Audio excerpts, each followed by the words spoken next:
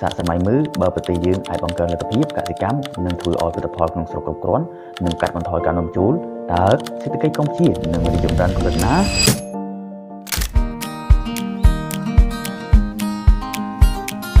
សួស្តីអ្នកទាំងអស់គ្នាថ្ងៃនេះយើងនឹងមកស្វែងយល់អំពីវិស័យមួយដែលអាចនិយាយបានថាជាបេះដូងនៃសេដ្ឋកិច្ចកម្ពុជានោះគឺវិស័យកសិកម្មកសិកម្មគឺជាជីវិតនិងជាមូលដ្ឋានសម្រាប់ប្រជាជនភាគច្រើននៅក្នុងប្រទេសយើងដោយសារកម្ពុជាមានដីសម្បូរជីវជាតិអាកាសធាតុល្អសម្រាប់ដាំដុះហើយប្រជាជនជាង 70% ប្រកបរបរកសិកម្មសាកសម័យមើលបើប្រទេសយើងអាចបង្កើនលទ្ធភាពកសិកម្មនិងធ្វើឲ្យផលិតផលក្នុងស្រុកគ្រប់គ្រាន់និងកាត់បន្ថយការនាំចូលតើសេដ្ឋកិច្ចកម្ពុជានឹងរីកចម្រើនកម្រិតណា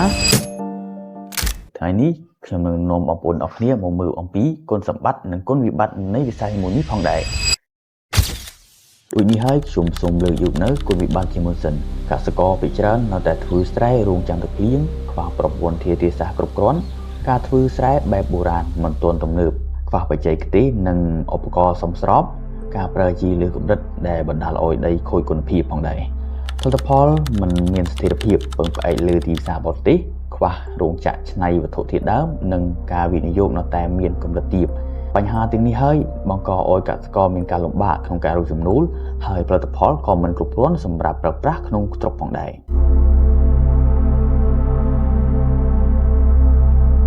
ប្រសិនបើយើងក្រឡេកមកមើលអំពីគុណសម្បត្តិវិញទោះបីជាវាមានបញ្ហាកសិកម្មនៅតែជាវិស័យមួយដែលមានអត្ថប្រយោជន៍ជាច្រើនប្រជាជនជាង 70% ជាកសិករមានបទពិសោធន៍ក្នុងការដាំដុះដីសម្បូរជីវជាតិស័ក្តិសមសម្រាប់កសិកម្មផងដែរមានបឹងទន្លេសាបដែលជាប្រភពធនធានធម្មជាតិដ៏សម្បូរបែបមួយ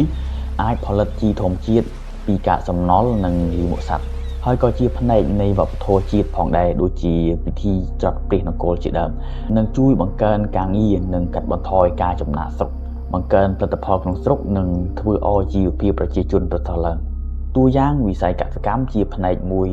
នៃសេដ្ឋកិច្ចជាតិវាបានផ្ដល់ការងារជាច្រើនដល់ប្រជាជនជនបទជាង 72% ហើយរួមចំណែកប្រហែល 34% ក្នុងផលិតផលក្នុងស្រុកសរុបវាជាប្រភពស្បៀងអាហារនិងវត្ថុធាតុដើមសម្រាប់វិស័យកសិកម្មនេះផងដែរដូចនេះហើយខ្ញុំសូមលើកយកនៅផ្លូវអភិវឌ្ឍនាពេលអនាគតចំនួន5មកចែករំលែកទៅកាន់បងប្អូនទាំងអស់គ្នាដើម្បីឲ្យវិស័យកសិកម្មយើងរីកចម្រើនទី1យើងត្រូវនាំចូលបច្ចេកវិទ្យាទំនើបទី2ផ្ដល់ជំនួយបច្ចេកទេសដល់កសិករទី3កែលម្អប្រព័ន្ធធារាសាស្ត្រ4បង្កើនទីផ្សារមានស្ថិរភាព5និងជំរុញការវិនិយោគក្នុងវិស័យកសិកម្មនេះផងដែរប្រសិនបើយើងអាចធ្វើវាបាននោះវិស័យកសិកម្មនឹងក្លាយជាមូលដ្ឋានដ៏រឹងមាំសម្រាប់អនាគតប្រទេសកម្ពុជាប្រសិនបើប្រជាជនគ្រប់រូបយកចិត្តទុកដាក់និងចូលរួមអភិវឌ្ឍវិស័យមួយនេះកសិកម្មនឹងក្លាយជាកម្លាំងដ៏សំខាន់ក្នុងការលើកស្ទួយសេដ្ឋកិច្ចនិងជីវភាពប្រជាជនកម្ពុជាផងដែរតើបងប្អូនទាំងអស់គ្នាយល់យ៉ាងណាចំពោះការលើកឡើងរបស់ខ្ញុំនៅក្នុងវីដេអូនេះសូមចុច Subscribe និងដាក់សញ្ញាកណ្ដឹងដើម្បីទទួលបានវីដេអូថ្មីៗពី Channel ខ្ញុំសូមអរគុណសូមជម្រាបលាជួបគ្នានៅវីដេអូក្រោយ